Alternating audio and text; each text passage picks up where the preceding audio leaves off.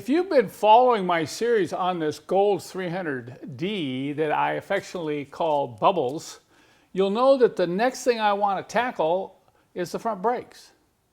You know, you saw that little road test I did after fixing the transmission, and I don't like to drive a car when you hit the brakes and the whole front end shakes. I just don't even want to drive it anymore. So that's gonna get fixed before I do anything else. And you know something? I went back in the records, and about 6 or 7 years ago, the brakes in the front here were overhauled. It was about 20,000 miles ago. So why in the world are the brakes acting like that? I mean, I'm looking at the rotor here, it doesn't look that bad. So I got digging around, and I know I've done other videos on brakes, but this is something that I see time and time again, so I'm just gonna get up on my soapbox and start harping again at why this occurred on this 300D turbo. Come on in here, I'm going to show you the rotor, I'm going to show you the caliper, and then I'm going to show you the pads, and we're going to kind of discuss why I think this happened to this car. Look at this brake rotor. Look at that. There's no scoring, there's no lip on the outside, and you would assume by looking at this rotor that it's perfectly okay. Now, if you look very closely, you may not be able to see it in the video, but there's a little bit of bluing color right in here, so this rotor's gotten hot.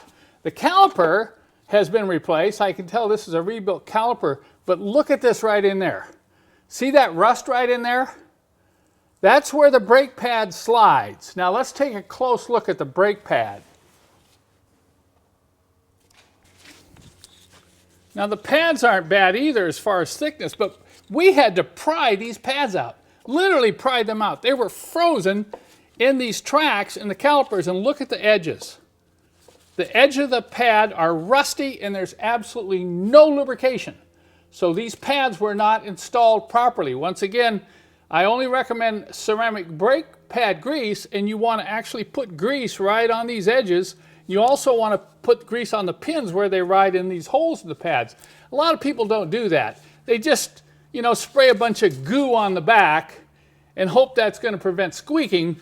But with these pads frozen up in the caliper and this rotor spinning down the freeway at speed, it would get hot and hot. So this has developed some hot spots, and that's what's making the brakes not push evenly, and they start jumping, and that's what causes the chattering when you hit the brakes hard at speed. So, hey, do I need to explain what the solution here is? Is this happening to your old Mercedes? Are you feeling a little bit of shake when you hit those front brakes hard? Well, let's fix it. If you have a W123, I'm going to run a special during October 2020, so you can fix this yourself for less than $100. Now, what that's going to include is a brand new set of rotors, a brand new set of good brake pads, new sensor wires, and new flexible brake hoses, because if those flexible brake hoses are gummed up and holding the fluid, that can also cause the pads to drag and overheat the rotors. So the combination of poorly installed brake pads, not properly cleaning the caliper grooves and pins, and not changing the brake hoses can all lead to the type of problem that I've discussed here. Now, if you're watching this video 2 years from now, don't expect this special, this under $100 special. I want you to get out there and do this yourself, okay? I got Ryan, he got real passionate about this too, and he came up with some tips on what he thought was a way you can do a good brake job, so we came up with this Do It Right accessory kit, and I'll attach that to this, but these are the primary parts you're going to need. And we're going to run this special so you have no excuse. It's going to be a cheap brake repair, but it's going to be done right. And it's something that you can do yourself.